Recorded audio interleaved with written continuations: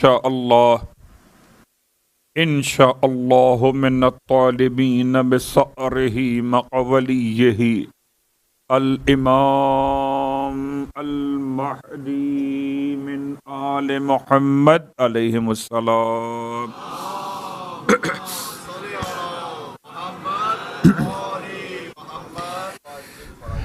صلی اللہ علیہ یا ابا عبداللہ، السلام علیکم یا ابن رسول اللہ، السلام علیک یا بنت الحسین الشہید. سامعین گرامی قدر، حاضرین ذوی الاحترام، آپ کی خدمت مقدس میں سورہ مبارکہ آل عمران کی آیت نمبر 7 اور بعنوان خصائص اہل بیت علم اور حلم کے باب میں گفتگو آپ کی خدمت میں امام محمد باقر علیہ الصلوۃ والسلام کے اللہم صلی اللہ تذکرہ مقدسہ تک پہنچی تھی، اور آج سلسلے گفتگو کو اگلی منزل پر جانا ہے. اس سے پہلے آپ کی خدمت میں 2-4 جملے بیان کرنا چاہوں گا کہ پروردگار عالم نے روئے زمین پر افضل ترین مرحلے کو جب انتخاب فرمایا تو مرحلہ علم کا انتخاب کیا ہے. یہ خدا کا فیصلہ ہے کہ علم کی فضیلت جہل کے مقابلے پر روز روشن کی طرح کل بھی آیا تھی اور آج بھی آیا. حسن اتفاق ہے کہ پورے قرآن مجید میں اگر آپ لفظ علمن کو تلاش کریں، عین لام میم علم کے بعد آخر میں کھڑے زبر کی علامت علمن، کیونکہ یہ جملہ ہمیں ویسے یاد ہو نہ ہو مگر سب کو صلوات پڑھ لیں محمد.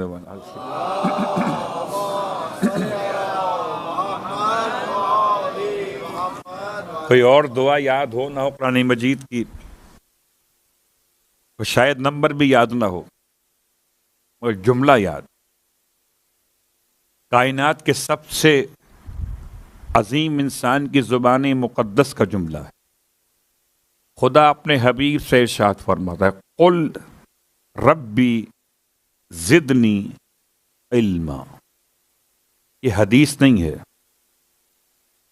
یا روایت نہیں ہے، آیت ہے. سورہ مبارکہ طٰہٰ میں اس کا نشان تلاش کیجیے گا تو نشان اتنا خوبصورت ہے 114 کہ آپ کو نمبر بھی یاد رہے گا. اب سورہ طٰہٰ میں آیت نمبر 114، پروردگار نے پورے قرآن مجید میں اپنے حبیب کو دعا مانگنے کے سلیقے بیان کیے ہیں. گرچہ وہ کون سا علم ہے جو خدا نے اپنے پیغمبر کو عطا نہیں کیا؟ کون سا علم؟ کوئی ایسا علم ہو سکتا جو علم ہو اور اس کا علم محمد کی ذات کو نہ ہو؟ میں اسے علم کیسے کہوں جس کا علم نبی کی ذات کو نہ ہو؟ اب سارے علوم اگر خدا نے اپنے حبیب کو عطا کر دیے ہیں، پھر علم کی یہ شان ہے کہ خدا اپنے حبیب سے کہتا ہے کہ اپنے رب کی بارگاہ میں کہو، قل تم کہو حبیب رب زدنی علما. تو لفظ علمن کو قرآن مجید نے استعمال کیا 14 مقامات پر. کیا شان ہے کہ لفظ کو تلاش کریں تو نسبت 14 سے ہو جاتی ہے. صلوات پڑھیں محمد و آل محمد.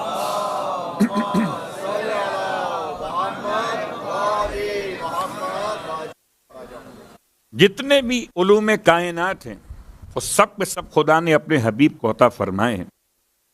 علم کے مرحلے پر آپ کی خدمت میں امام جعفر صادق علیہ الصلوۃ والسلام کی شخصیت سے بات کا آغاز کرتا ہوں.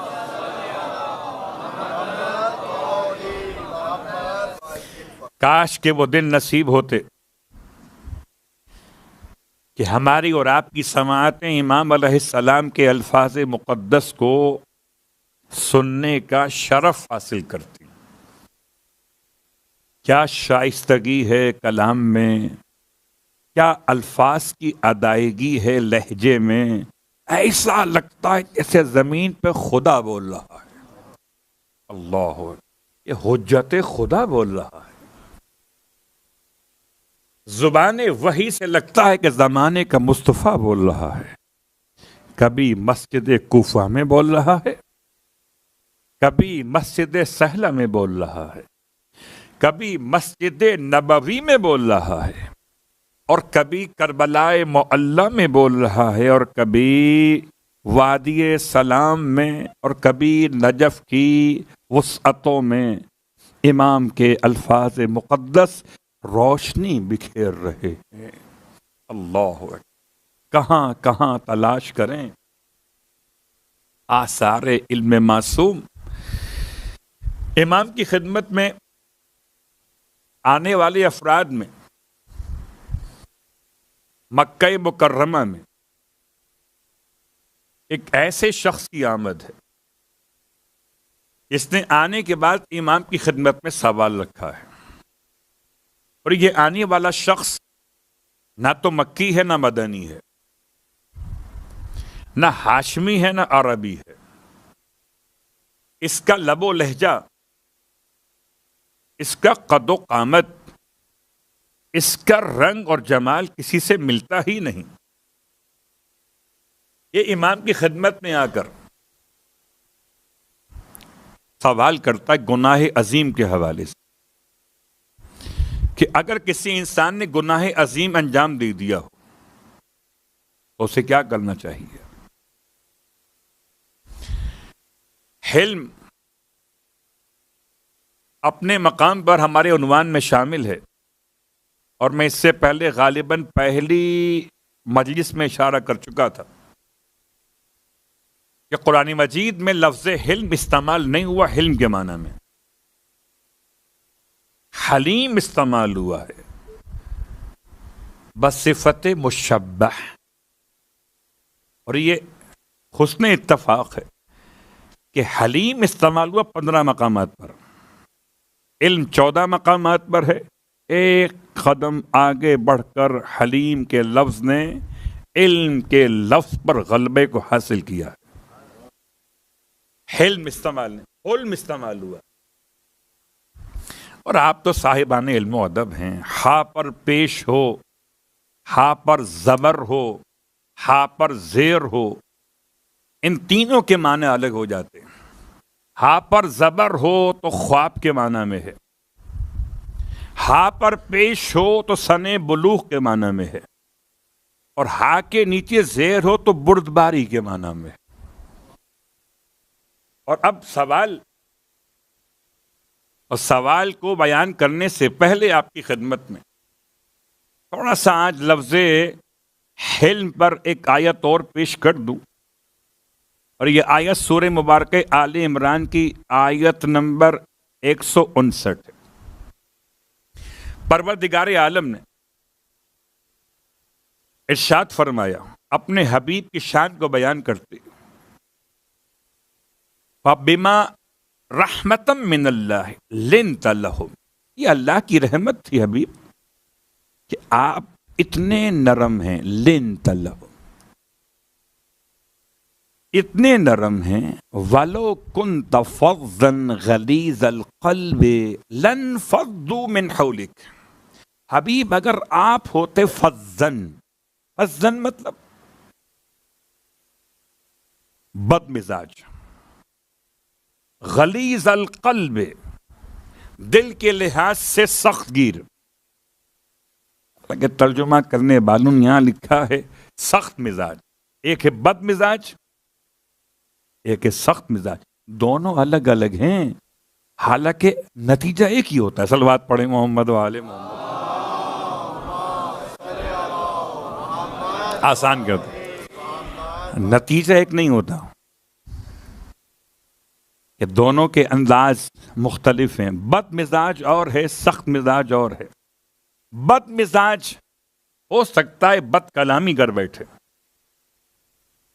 سخت مزاج بد کلامی نہیں کرتا، مگر الفاظ کے ادائیگی میں لہجے کو اتنا سخت کر لیتا ہے. یہ دونوں صفتیں الگ الگ. وَلَوْ كُنْتَ حبیب، اگر آپ ہوتے فَظًّا بد مزاج، غلیظ القلب دل کے لحاظ سے سخت مزاج، لَنْفَضُّوا مِنْ حَوْلِكَ تو یہ سب کے سب آپ کے پاس سے اٹھ کے چلے جاتے. بڑا سخت مرحلہ ہے. آپ کا سننا بھی آسان، میرا پڑھنا بھی آسان. ذرا تصور کریں احد کے واقعے کے بعد پیغمبر کا حوصلہ، کیا بردباری پیغمبر ہے. 1000 لوگ چلے تھے، 300 نکل گئے، یعنی 1/3، 1/3 تقریباً. سمجھیے پیغمبر کو راستے میں چھوڑ کر چلے گئے. باقی جو بٹھائے تھے جبل رمات، جبل عینین پر، ان 50 میں سے 40 مال غنیمت کی لالچ میں اتر گئے، اور جو میدان میں اترے وہ عجیب انداز سے چلے گئے. اب ان کے انداز کو بیان کرنا وہ ایک الگ موضوع ہے. بس ایک جملہ کافی ہے. جب مدینہ منورہ میں 3 دن کے بعد لوٹ کے واپس آئے ہیں، اور عجیب جملہ ہے مورخین کا، ترتیب سے واپس آئے تھے. تو گئے تو بے ترتیب. صلوات پڑھیں محمد و آل محمد.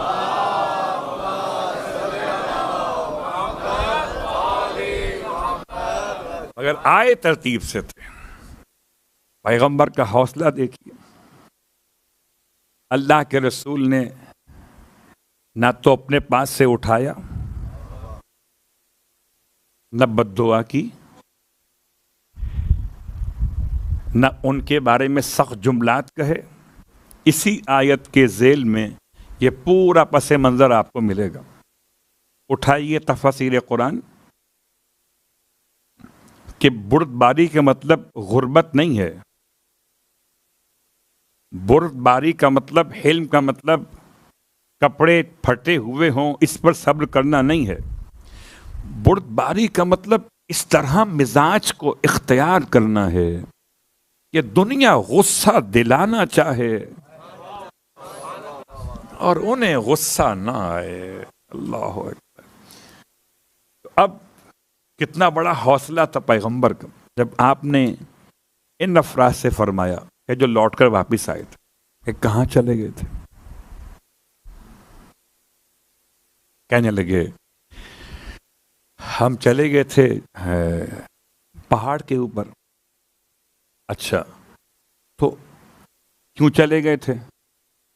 کہ اس لیے کہ ہمیں یہ آواز سننے کو ملی تھی، یہ قد قتل محمد. آپ فرماتے میں تمہیں پکار رہا تھا، تم کہاں چلے گئے تھے؟ کہ ہم نے آپ کی آواز نہیں سنی، ہم نے تو ایک آواز سنی تھی، قد قتل محمد. کہ میں تمہیں پکارتا رہا کہ ہم یہ سمجھے کہ جبرائیل کی آواز ہے، قد قتل محمد. پیغمبر فرماتے ہیں وہ ابلیس کی آواز. تو جو ابلیس کی جبریل کی آواز میں فرق محسوس نہ کرے، اس سے اگر زمام اختیار میں دی جائے امت کی تو پھر کیا ہوگا نتیجہ. صلوات پڑھے محمد و آل محمد.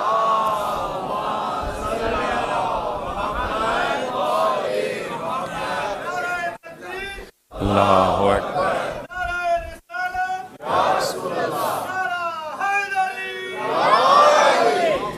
تو اللہ کے رسول کا انداز دیکھیے، آپ فرماتے میں پکار رہا تھا تو اتنا لیٹ کیوں پہنچے گا، بہت دور نکل گئے تھے۔ اس کے بعد بھی پیغمبر کے چہرے پر کوئی جلال کے آثار نہیں ہیں۔ اللہ، یہ ہے پیغمبر کا لنتا لہم، یہ ہے پیغمبر کا، یہ نہ تو فظ ہیں نہ غلیظ القلب ہیں، ورنہ اس سے سخت ترین امتحان کے پیغمبر کے دانت شہید ہوگا۔ اگر یہ تمام معاجرہ نہ ہوتا، لوگ چھوڑ کے نہ جاتے، تو شاید یہ نہ ہوتا۔ پیغمبر کے چچا کی لاش کی ایسی حالت کر دی گئی کہ دیکھنے قابل نہیں تھی۔ ان سارے صدمات کے بعد پیغمبر نے جس حلم کا مظاہرہ کیا، وہی حلم ہے جو آل محمد میں چلا آتا ہے، کہ جیسے علم چلا آتا ہے ویسے حلم چلا آتا ہے۔ میں یہ سمجھتا ہوں علم تو صاحبان طلب کے لیے ہے، حلم صاحبان جہالت کے لیے۔ یہ مظاہرہ پیغمبر کا، آل پیغمبر کا، کہ نفرات کے لیے۔ البتہ جو واقعہ کی خدمت میں عرض کر رہا تھا، بس صاحب علم ہیں، سوال کر رہے ہیں کسی اور کے حوالے سے۔ کبھی کبھی ایسا ہوتا ہے، اور شاید خدا کرے دوبارہ کبھی وہ موقع بنے کہ کبھی فقہی سوالات کا ایک عنوان قائم ہو، تو کوئی ایک سوال کرتا ہے، اپنے لیے نہیں کرتا، ہو سکتا ہے کسی اور کے لیے کر رہا ہو، تو کسی کا سوال کسی کو فائدہ پہنچائے تو ثواب سب کو مل جاتا ہے۔ جیسے کسی کی دعا پر کوئی آمین کہے، وہاں امام کی خدمت میں آنے والے شخص کا یہ انداز ہے، مکہ مکرمہ ہے، گناہ کبیرہ کا سوال کیا، کسی انسان سے بڑا گناہ کبیرہ ہو گیا۔ اب بڑا گناہ کبیرہ کیا ہے؟ ویسے سب سے بڑی روایت 40 گناہان کبیرہ کے اعتبار سے اسی معصوم کی بارگاہ سے ملی ہے۔ چھٹے امام کی خدمت سے جو کچھ نصیب ہوا ہے، اتنا نصیب ہوا ہے کہ ہر بندہ بشر خوش نصیب ہو گیا ہے۔ اتنا نصیب ہوا علم، اتنا نصیب ہوا۔ اللہ اکبر۔ تو آپ نے سوال کر لیا، ارشاد فرمایا، تو کیا گناہ کبیرہ ماہ رمضان کا واجب